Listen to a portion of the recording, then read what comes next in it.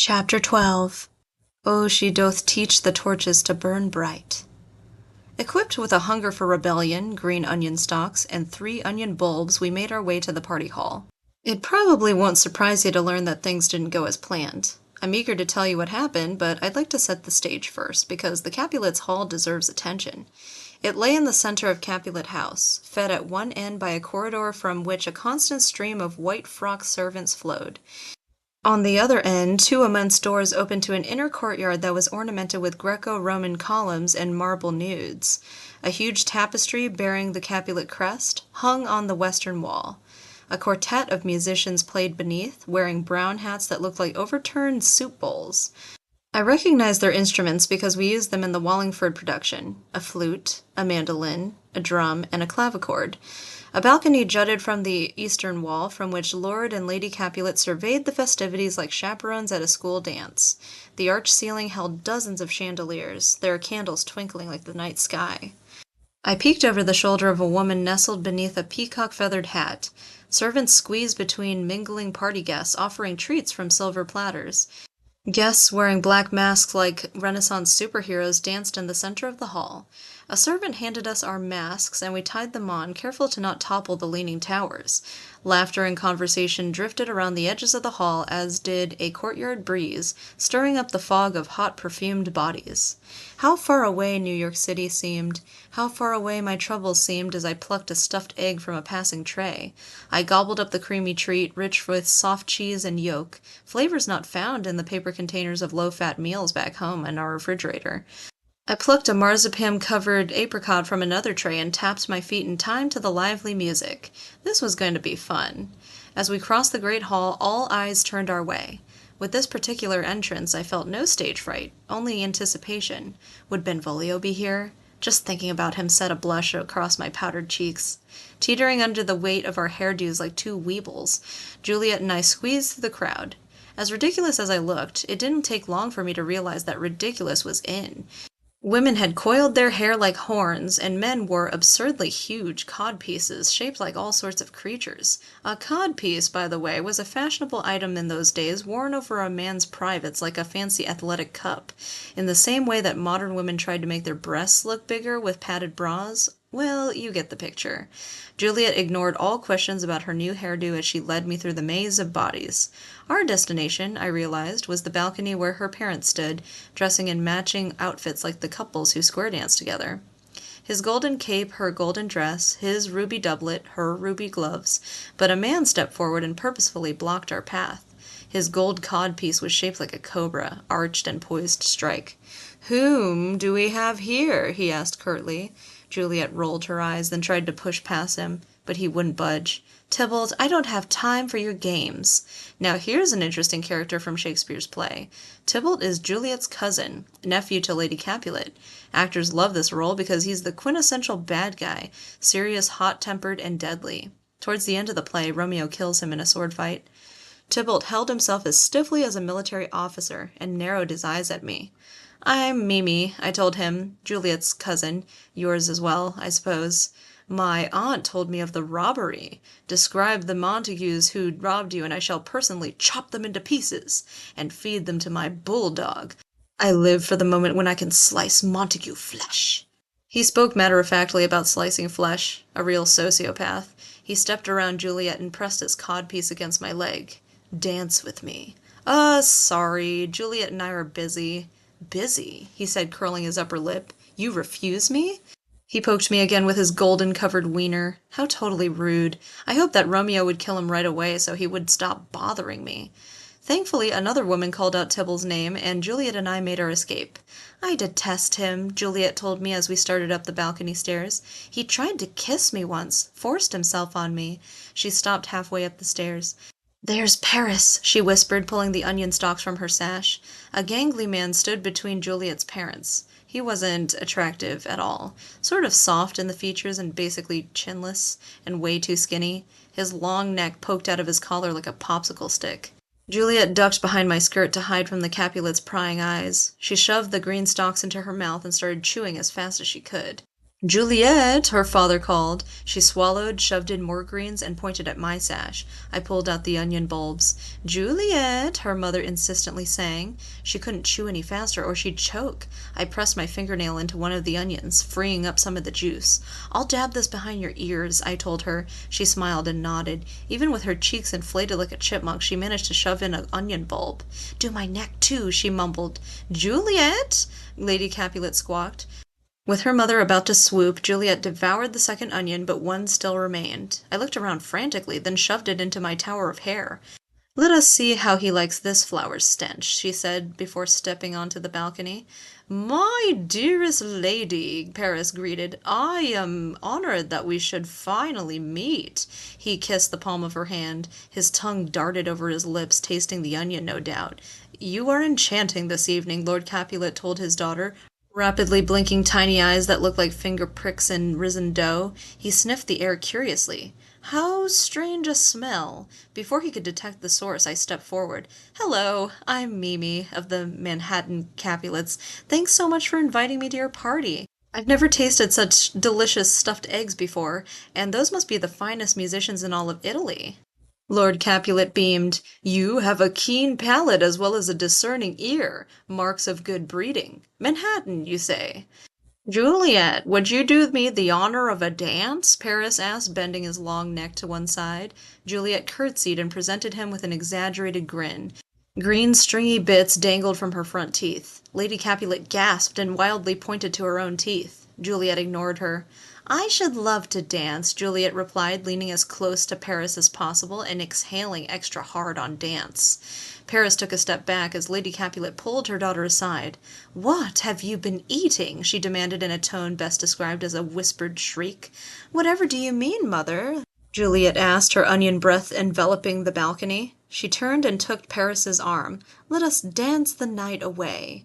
Paris scrunched his nose and led his wife-to-be down the stairs. He could barely hide his revulsion.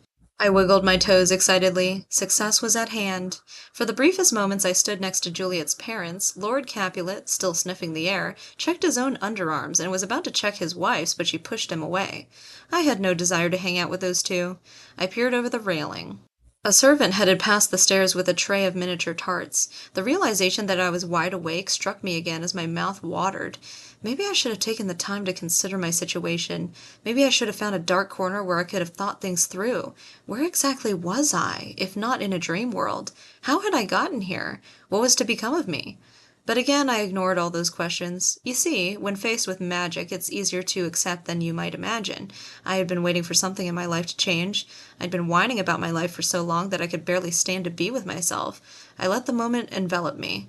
No worries about stepping onto a stage. No worries about what the future would bring. Only that moment mattered, as I stood in some kind of alternate reality, and all I really wanted at that moment was one of those tarts. With a growling stomach, I lifted my dress's heavy hem and took the stairs as quickly as possible. Excuse me, I said, pushing through guests, trying to catch the servant, but as hard as I tried, the tray remained just out of reach. Excuse me, sorry, I repeated, having stepped on someone's boot. The fault was mine for having placed my foot in a path of a hungry woman. A masked face stared back at me. Black curly hair cascaded down a dark brown neck, and my body temperature shot up 10 degrees. Lady of the Orchard, Benvolio said. How could he possibly recognize me with this freaky hair and mask? But he had. He took a huge risk in speaking to me in public. How did he know I wouldn't turn him in? I might have yelled out, Montague! A Montague has sneaked into our party! And Tybalt would have rushed right over and impaled him with his golden codpiece. But of course I did no such thing. Your beauty makes the torches burn brighter, he said. In Shakespeare's play, Romeo delivers that line to Juliet. Maybe Benvolio had stolen the line, but I didn't care. I felt kind of woozy, but in a good way.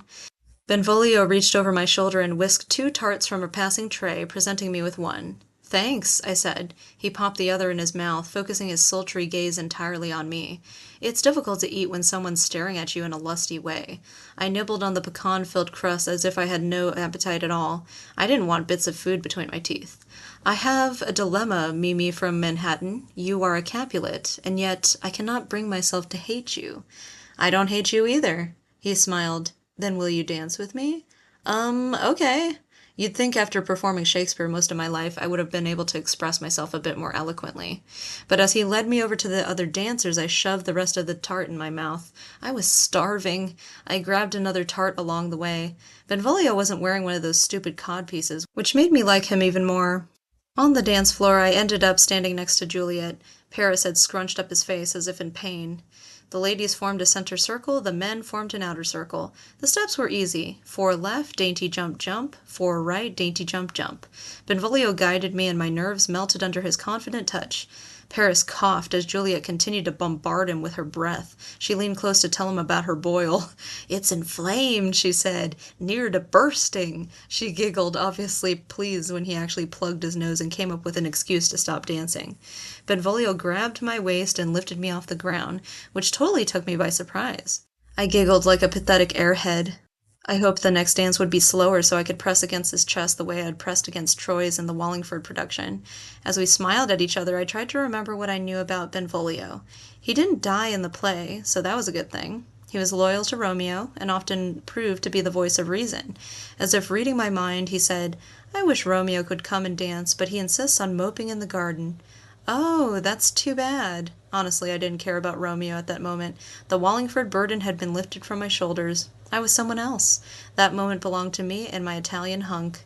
So caught up in my euphoria, I didn't notice what was transpiring on the balcony until Lady Capulet's voice pierced the room. "What have you done?" she screamed at Juliet.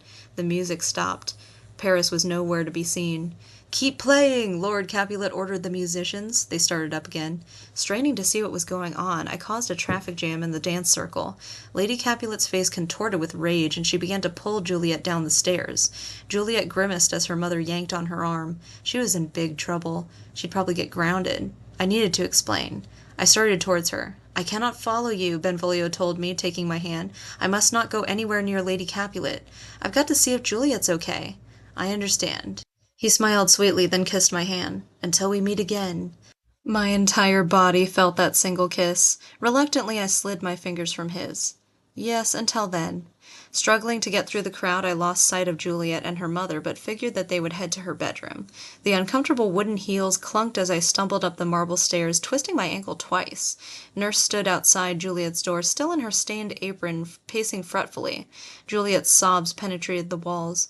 "Oh, dear," Nurse said, wringing her hands. "She's in dire trouble, she is. Don't go in there. Her ladyship's temper is not fit for delicate ears." "Mother, please," I heard. I went in anyway. Lady Capulet held Juliet by the shoulders. The leaning tower had tumbled over, and Juliet's black mask lay on the floor. "How dare you do such a thing?" her mother shrieked. "You have embarrassed the entire family." I said nothing. I didn't know what to do. I stood in the doorway, trembling. "Mother!" Juliet choked back tears. "Don't speak to me, ungrateful child!" She slapped Juliet's cheek, a sharp sound like the snap of a whip. Juliet gasped and ran to the corner, but Lady Capulet followed. "You will obey your parents. We know what's best for you. I know what's best for you." She slapped her again, and Juliet fell to the floor. I wanted to rush forward and hug Juliet. I wanted to slap Lady Capulet myself. My mother had never slapped me. Never. But she had called me ungrateful, and she had told me she knew what was best for me countless times. All my resentments bubbled to the surface. "Yell back," I wanted to shout. "Tell her that you don't want to marry him. Tell her to leave you alone. Tell her you hate acting." Lady Capulet stood over Juliet, who lay in a heap of velvet and fallen hair. "I shall have to lower my price, if he will still have you. Your father shall beat you for this insolence. Do you hear me?" Juliet said nothing, and honest to God, Lady Capulet raised her foot, about to kick her daughter. "Wait!" I cried out. If this was Manhattan, I'd tell that woman to lay off. I'd tell her that I would report her to the authorities for child abuse. I'd take Juliet to Los Angeles with me. It wasn't her idea. Lady Capulet turned on me like a vicious dog, all teeth and spittle. "What do you know of this?" "Mother," Juliet begged, "please, she knows nothing of this." "Aha!" Lady Capulet said, plucking one last onion from my tower. "I should have known. I thought there was something suspicious about your sudden arrival. How much did the Montagues pay you?" "What?" "How much did they pay you to shame my family?" Then she slapped me as well. And it hurt. Even with the thick coat of oil-based makeup to cushion the blow, it hurt. I don't know if you've ever been hit by another person. I hope not. It's a vile experience because along with the shock and pain, you feel shamed by the act itself. when it's the hitter who should feel the shame. But Lady Capulet showed no remorse. Tears stung my eyes, and I pressed my hand against my throbbing cheek. "You had no right to do that." "Mother," Juliet begged again, "it was all my fault, my fault." This wasn't fun anymore. What happened to all the fun I was supposed to be having? What happened to the great adventure? "Come on, Juliet," I said. "Let's just get out of here." "Silence!" Lady Capulet grabbed hold of my arm and forced me into the hallway. Anger fueled her surprising strength. I tried to fight her off, but couldn't. She locked Juliet's door. I tripped and stumbled as she forced me down the hall. I managed to get a few steps ahead before we reached the marble stairway, fearful that she might push me to my death. Can you die in an alternate reality? She pushed me past the portraits and landscape paintings, past happy party guests, and out the front door of Capulet House, where she planted one final push. I fell into darkness, landing on cobblestones. "You are henceforth unwelcome in this house, Mimi of Manhattan, if that is truly your name," she announced. 3 Capulet guards pointed swords in my direction. "You are hereby exiled from Capulet land, and from Verona as well. I give you 1 day to be gone. If I catch sight of you after that, your life is mine." I am still not sure if it was courage or fear that brought me to my feet. A group of guests mingled in the doorway, snickering and staring through their masks. Darkness crept around me, as did a few drunken men. I suddenly realized my vulnerability. "What do we have here?" one of them asked, grabbing my waist. I squirmed from his grasp, starting back towards the house, but 3 more guards drew swords. "Come on, love, give us a kiss." I had promised Juliet that I would help her. "Juliet!" I called out. My hand throbbed. I had cut it on a sharp cobblestone. Another drunk tried to grab me. I suppose that girls disappeared as much in the 16th century as in the 21st, gone missing because they had been in the wrong place at the wrong time. I had no choice. I had to leave Juliet. Drunken laughter faded as I ran. Guided by pale moonlight, I found an alley and slipped into its shadows. Now was definitely the time for contemplation. My train of thought went something like this. I had already established that this was not insanity or a dream. Clearly, I was not the victim of time travel. Romeo and Juliet are fictional characters. While Shakespeare had set his play in an actual historical place and time, and while feuding families had plagued the Italian city-states, the Capulets and Montagues are fictional. So I had not stepped into some kind of wormhole. I had not gone back in time. Shaking and breathing way too fast, I thought back to those last moments in Manhattan. Standing by the backstage exit, I had said something to Troy about wanting to be somewhere else. He had said that I was dressed for Verona, and I said, "Verona is as good a place as any." Then the charm had broken, and those ashes. Whether your ashes come from the quill that wrote Hamlet, Twelfth Night, or Romeo and Juliet, they are certain to influence your destiny. The charm? Look, I'm not stupid. I know it took me a long time to figure it out, but put yourself in my shoes. Without a smidgen of hindsight, how was I to know? This was kind of like that movie where 2 teenagers get pulled into a black and white television show. Who in their right mind would believe such a thing? Yet there I stood in my Renaissance platform shoes, my head pounding beneath a towering head of hair, my leg bruised by a golden codpiece, and my hand bleeding from a sharp cobblestone. I had stepped into Romeo and Juliet's world, their fictional world. It's very strange to think that someone can be transported from the real world into a story. It's unbelievable. We're talking about magic here. Crazy old world magic. Obviously, the story I'd walked into was based on William Shakespeare's Romeo and Juliet, but not exactly. No one was speaking Elizabethan English. The people I had met sounded more to me like Shakespeare, but the framework of his story was all around me. Then I remembered the Prince of Verona. When I had first arrived, he had been giving a speech in the town square, somewhat like the speech he gives in the play. Shortly after the prince's speech, Romeo is supposed to enter through the town square and complain to his friends about Rosalind. But that had not happened. I had found him sitting beneath a willow tree. By speaking directly to Romeo, I had changed Shakespeare's story. I had conspired with Juliet, danced with Benvolio, and angered Lady Capulet. I was the reason the story had changed direction. Could I be the reason it sounded different? The ashes had sent me somewhere else just as I had wanted, far away from the Wallingford Theatre. Could this be my story, not Shakespeare's? The alley's dampness seeped through my clothing. Surely an equally important question was, how do I get out of here, and how would I survive in the meantime? Where would I spend the night? What would become of me if Lady Capulet found me? Would Juliet's father truly beat her? "I told you I would not meet anyone. No one can take Rosalind's place." Romeo's soft voice floated down the alley. "You refused to take notice of other girls. You sat in the garden all night." Romeo and Benvolio walked past the alley. Maybe they would help me? I didn't know who else to turn to. "Try to cheer up," Benvolio urged his cousin. "How about that strange little song we learned today? That should ease your melancholy." As they strolled off, Benvolio began to sing a tune I recognized. "Girl, oh, oh, oh, oh, girl." "Wait!" I cried, running after them.